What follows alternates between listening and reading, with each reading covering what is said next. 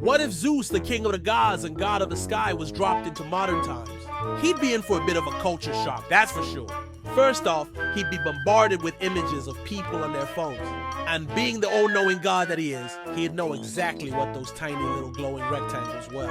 He'd probably have a lot of questions about why people are staring at those phones so much. And then there's the fashion. Oh man, the fashion! He'd see all these scantily clad women and think to himself, hey, is this heaven? But then he'd realize that no, this is actually hell.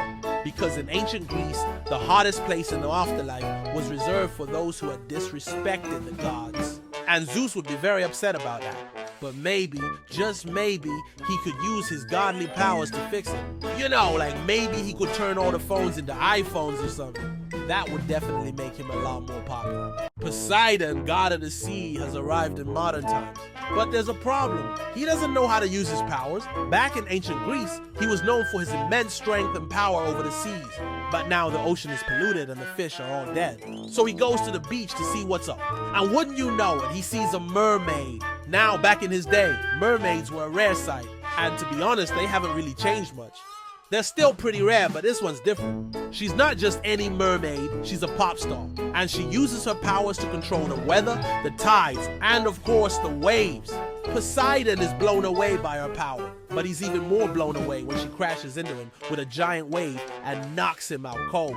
The last thing he sees before he blacks out is her face.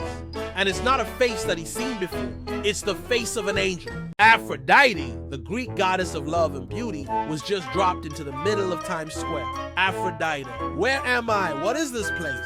Why does everyone here seem so ugly? Suddenly a hot guy walks by and Aphrodite's like, whoa, he's kind of cute. I haven't seen a guy that attractive since Adam. Aphrodite then gets a full body scan with the latest AI technology. The results, 92% human, 8% AI Aphrodite. So I take it you humans are all about that artificial life. You know, in my day, we didn't have all this technology. We used to have to walk everywhere. It was so much harder to get around.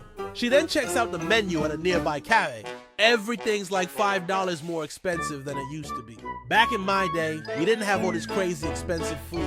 You could get a whole meal for like 2 pieces of bread and a pouch of wine. Aphrodite. Ugh, I'm so over this place. It's so loud, and there's garbage everywhere. I'm gonna go back to Greece. What if Ares, the god of war, was transported into modern times? He'd be a billionaire, obviously, because Ares is the god of war, not peace. He'd have all the money in the world. No one would want to go to war. And with his godly powers, he could manipulate people into doing what he wants. But what would he do? What if Ares became obsessed with TikTok? He'd post videos of him slaying monsters and winning battles, garnering billions of views and becoming the most popular god of all time. But then he'd get bored of that and move on to bigger and better things like starting a war. With the snap of his fingers, he'd have armies at his command, taking over countries and spreading chaos and destruction everywhere. And we'd all be at his mercy, unless of course we could defeat him in battle and take his power away. But who would be brave enough to do that? Who do you think would win in a fight? Zeus or Apollo? Let me rephrase that. Who do you think would win in a fight if Apollo was transported into modern times and had to fight Zeus in his godly form? So we all know Apollo is the god of music, light, and healing. He's also one of the most powerful Olympians. So imagine if he was dropped into the middle of Times Square, right? In front of the bright lights of New York City, he would be blinded and deafened by the sheer volume of sensory input. Then imagine him trying to hail a cab. He'd probably get run over. Then he'd go to a coffee shop and order a coffee and be like, can I get a latte with oat milk? And the barista would be like, we don't have any oat milk, sorry. And then Apollo would be like, well, then just make it a cappuccino. And the barista would be like, sorry, we're closed. And Apollo would be like, wait, what? It's not even 8 a.m. yet. And then the barista would just roll their eyes and be like, dude, it's 5 a.m. You're in New York City, we're closed. And Apollo would be like, what? And then he would just give up and go back to Greece because New York City is too hard for him. What if the god Dionysus was transported to modern times? So we all know Dionysus is the god of wine and festivity. He's known for starting the most epic parties in the ancient Greek world. But what would he do if he was dropped into today's world?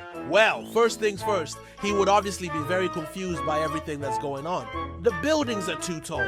The cars are moving way too fast. And why is everyone staring at their phones? But then he would see a bar and think, finally some normalcy. And then the bartender would ask him what he wants to drink. And he would say, surprise, I'm the god of wine, make me something strong. And then after a few drinks, he would start to relax and enjoy the modern conveniences that we have today, like Uber. So he would get into an Uber and say, take me to the nearest party. And then when he got there, he would be like, wait, where are the grapes? Why is there no wine? And then someone would hand him a phone and say, here, just order it on Uber Eats. The Olympians, if they were dropped off in modern times, part 2, Zeus would be absolutely useless. He'd spend all his time playing with the newfangled flying machines called drones. Oh, and he'd be too busy ogling the clouds to notice Hera, his wife, being worshipped by a cult of screaming teenage girls. Poseidon would be pretty stoked to see the ocean for the first time in thousands of years. He'd also be the one to teach everyone the art of surfing. Hades would be in charge of the underworld, you know, the realm of the dead. He'd be so busy working on his tan that he'd forget he was supposed to be dead. Athena would be the only one smart enough to figure out how to use a smartphone. She'd spend her time tweeting about how much smarter she is than everyone else. Apollo would be a famous musician. He'd have a bunch of adoring fans, and he'd be really good at making music videos. Artemis would be a badass huntress, but she'd also be really lonely. She'd have no one to hunt with except maybe Aphrodite, who would be too busy taking selfies to notice. Ares would be a terrible war correspondent, but he'd be really good at making explosions.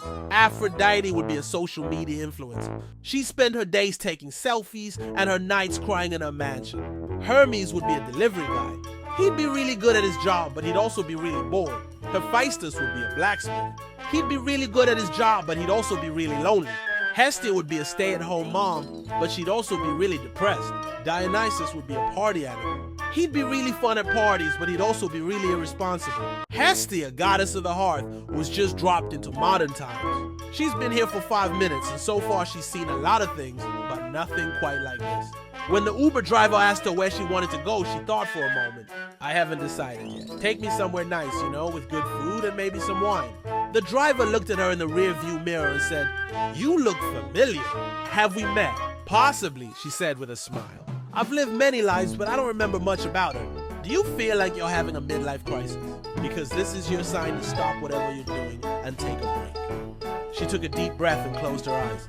I feel like I'm forgetting something important. What do you think, Zeus? Should I go to therapy? He put his arm around her shoulder. Of course you should. But first, let's get you a drink. You look thirsty.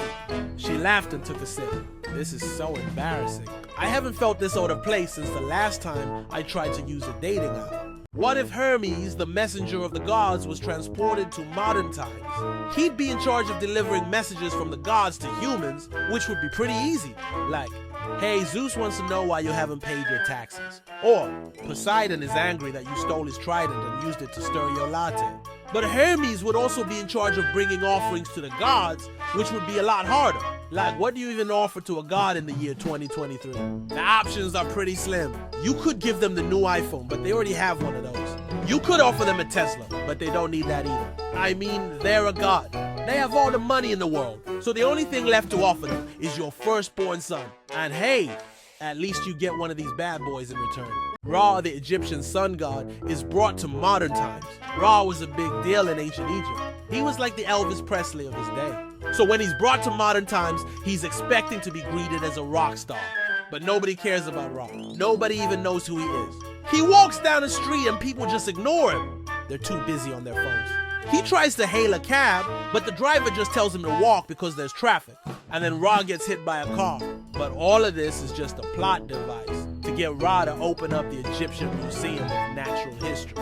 Because at the end of the day, Ra is all about that light. And what better way to get some rays than by opening up a museum full of mummies? I mean, come on, it's a win-win situation. The mummies get to rest in peace, and Ra gets to be the coolest god of the Nile. Well, technically, he's not a god anymore. He's just a dude, but you know what I mean. Time travel to meet Prime Salim and Anarkali. It's the year 2023 and these two Mughal emperors are not happy. They just came from the future. They're not from around here. Salim, played by Shah Rukh Khan, is dressed in a golden gown and a wig. And Anarkali, played by Kareena Kapoor, is stunning in a red lehenga. But they're both very confused by what they see around them. First, they try to hail a cab, but the driver doesn't understand what they're saying. So Salim jumps in and drives off. Then they go to a restaurant and order some food. But when it arrives, they're horrified to see that it's all mixed together. Where's the fun in that? Next, they hit up a popular tourist spot, but they can't take their eyes off their phones. So they ask a local to take a picture of them, but he takes the phone and runs away. Finally, they decide to get some ice cream, and as they're walking, they see a huge billboard of Shah Rukh Khan's face, and they both scream, "What?" Because they know that's him, but it's not them. It's just a really big coincidence.